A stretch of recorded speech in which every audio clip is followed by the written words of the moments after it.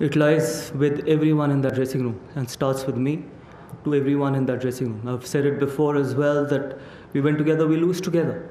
So I'm not going to be someone who's going to say that it lies with X, Y, or Z. It lies with everyone sitting in that room, as simple as it can get. That is what team sport is all about. Yes, Gautam, but if we look at the 4 innings, we have crossed, our batters have crossed 200 just once. So in Indian, you said that they should have got that 124. There's an issue with playing spin. Now given the wicket that we have got here, at some point shouldn't the buck be stopping with the batter? Again, the buck should be stopping with everyone, as simple. Because yes, we need to apply better. At one stage we were 95 for 1. I'm sure you guys must be watching the game. From 95 for 1 to 120 for 7 is not acceptable. And we keep talking about obviously spin, but then one seamer got 4 wickets in that spell. And we've had these collapses in the past as well. Someone needs to put their hand up and say that I'm going to stop this, whatever you call it, the collapse. For me, I think that is something that was that 30-minute spell that obviously took us away from the game as well, because at one stage on day 3, we were pretty much in control of the game where we were 95 for 1, and then from there to lose 5 or 6 wickets for nothing on the board literally was always pushing us back. Gautam, you come from a generation where you are such a brilliant player of spin. So what exactly has happened? I'm just not talking about this game, but the 4 defeats, if I take Bangalore out of the equation last year, that we have become such sitting ducks against spin bowling. Look, first of all, a series against New Zealand, we had a very different side. And this is a very different side. I'm sure you guys cover a lot of cricket, and I'm sure when you see this batting lineup to when you see that batting lineup, the experience that batting lineup and the experience that team had to what this team has is chalk and cheese. So comparing everything to New Zealand is probably a wrong narrative. Okay, you've got 4 or 5 players. I don't give excuses. I've never done that in the past. I will never do it in the future as well. But if you see 4 or 5 batters in this top 8 have literally played less than 15 test matches. And they will grow. They're learning on the job. They're learning on the field. Test cricket is never easy when you're playing against a top quality side. So you've got to give them time as well. So for me, I think that is something they'll keep learning. Hopefully they keep learning. That is important. Because I know that I hate using this word transition. This is exactly what transition is. When you've got in test cricket, when you've got your batting lineup which is literally played less than 15-20 test matches, they need time to absorb pressure. They need time to keep getting better against quality attacks and against quality sides. You spoke about experience and someone needed to put his hand up and stop this line. So a specific question, like the shot that Rishabh played, Dhruv is very new to Test cricket. Situational awareness will grow with time, but the captain of the side, 40 Test matches, he knows the situation. Do you expect better from the captain of the side? Look, I expect better from everyone. I expect better from myself to everyone in that room. I'm not going to sit here and say that I expect something better from one individual. The point is, if you want to win test matches against quality sides, we need to expect better from everyone. And that is how you win test matches. You don't blame one individual shot. You don't blame one individual playing in a certain way. You blame everyone. So me talking about an individual, I've never done that. I'm not going to do it. Gautam, where do we go from here? I mean, you will have a lot of white ball cricket. You have a World Cup, T20 World Cup. But Test cricket remains the pinnacle of cricket. I mean, are you thinking of something specific that needs to be done behind the scenes to just address this situation? First and foremost, we should never forget people who do well in white ball cricket. They should not forget that what they've done in red ball cricket. Very easily, media, us, fans, everyone stops forgetting about what they've done in test matches. And I don't want to forget that. To be honest, we go forward, we got a lot of white ball cricket. If someone gets a 40 ball 50 or an 80 ball 100, the reality is that we still need to keep getting better in red ball cricket. Because if we are really serious about being the top test team in the world, I think we cannot put things under the carpet. Because the reality is we still need to improve a lot in red ball cricket. Whether it's mentally, whether it's technically, whether it's absorbing pressure, whether it's sacrificing, whether it's putting team ahead of your individual self, and most importantly, not playing for the gallery. Gautam, you said that you also are those sort of like, responsible for what's happened over the last year? Are there specific things you feel that you could have done better, decisions you could have taken differently? And do you think you're still the right man for the job, especially in Test cricket? There is, to be honest, there is no hindsight to sport.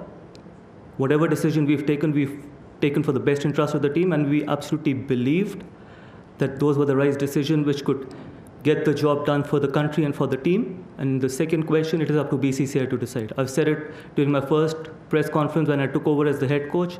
Indian cricket is important, I'm not important. And I sit here, say exactly the same thing. And yes, people can keep forgetting about it. I'm the same guy who got results in England as well with a young team, and I'm sure you guys will forget very soon because a lot of people keep talking about New Zealand. And I'm the same guy who won Champions Trophy and Asia Cup as well.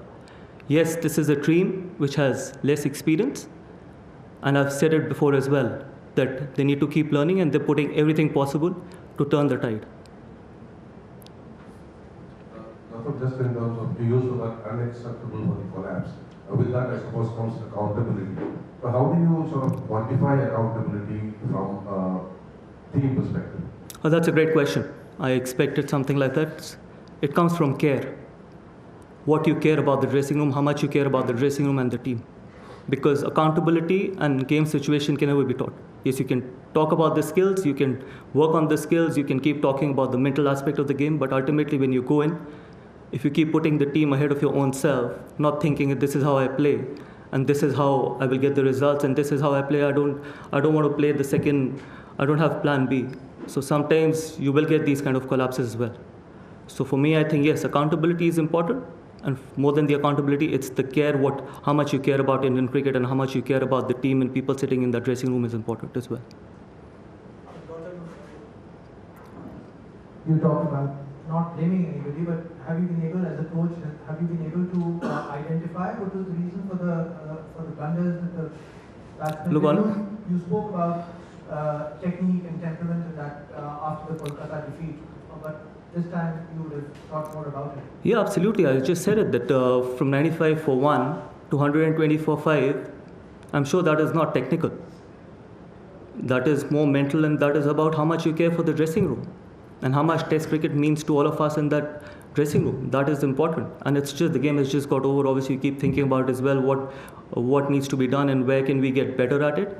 And as I just said, that we need to keep getting better. We need to keep getting better individually and more importantly, collectively as a team.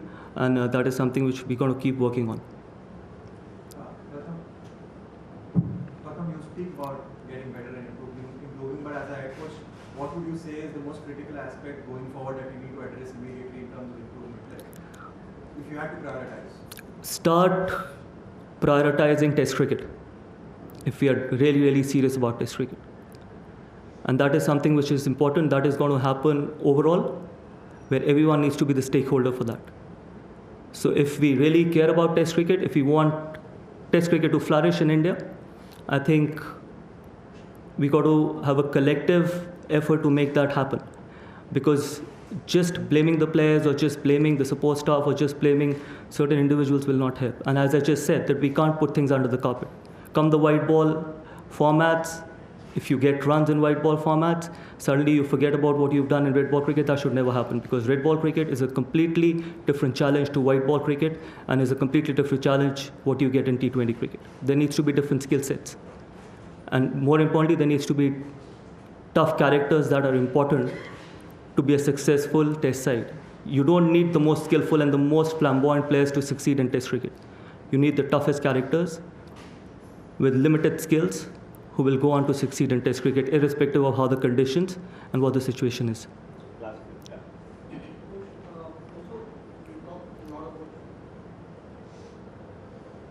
We've talked a lot about the batsmen. Also, the last couple of series, it seems even the our spinners have not been as effective as some of the spinners that have come from abroad.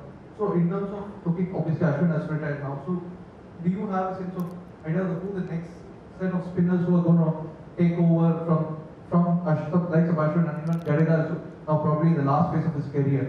And is there a concern that we are not seeing good crop in domestic cricket as well. Look, that's why we're giving as many opportunities as we can to someone like Washi. But if you expect Washi to deliver straight away what Ashwin did after playing more than 100 test matches, it's unfair on that young kid. And that is what you guys need to think as well. That he's what, 10, 12, 15 test matches old? He's learning his trade, he's learning to bowl in different conditions, he's learning to bowl in different situations as well. And obviously, it's tough when you lose so many experienced players at the same time. And that is why it is called transition. That is why it is called that these guys need time, whether it's the batting unit or the bowling unit. I don't think so ever in Indian cricket something like this has happened where the transition is happening in spin bowling department and in a batting department as well. Normally when your batting is secure or your batting has experience, then your team goes through a bowling transition. But with this test team, obviously the transition is happening in both the skill sets, whether it's the bowling department or the batting department as well. So you guys and all of us needs to give them time, and I'm sure they've got the skill, they've got the talent, they've got the ability. That's why they're sitting in that dressing room and they've delivered. Yes, obviously consistency sometimes could be difficult because you expect consistency in test cricket. That consistency will come with experience. When they bowl, when they play in different situations, eventually they will deliver. Gautam, you said about priorities in test cricket. How do we go about priorities in test cricket? Is there any roadmap from your point of view in terms of scheduling, in terms of players' priorities in domestic cricket? How do you go? Look, obviously scheduling do make a difference. Imagine 3 days back, 3 days before the start of the first test match, we were in Australia. And suddenly you come back from there and you have to join a test team and you've got 2 days to plan with the test side. But that again is not an excuse. And I'm not going to give that excuse as well. Sometimes we can probably prioritize this better. We can have more gaps in the middle so that we can probably start working on certain skill sets, because working for 2 days on a certain skill set where we always knew that they had quality spinners, they had 2 really, really experienced spinners. So that would have always been a challenge for a test side. So that can help. But yes, there is no excuse from where we were in this test match to where we lost the momentum. From 95 for 1, it wasn't the skill set, it was something else. It was just probably not the mental application. There were 8 months to go for the next test series. And would you like to see the top players and most of the players playing this domestic season and playing most of the matches, including you and all top players in the past, have given a lot of importance in your playing days for domestic cricket? That is anyways a policy. BCCI policy that's there, that when you're available you have to go and play domestic cricket. Again, that comes with accountability, that also comes with how much you want to do well in test cricket. You can't just keep telling players at international level that you got to go and play domestic cricket. If you feel that that's the best way for you to prepare yourself for test cricket, I think it has to come from within. As simple as it can get. And again, a certain skill set. If you want to work on your defense, if you want to work on playing spin, if you want to work on batting long hours, those things can only be done in domestic cricket, or probably how you plan before a test series. So that has to be individually, and obviously from a support staff, it has to be planned better.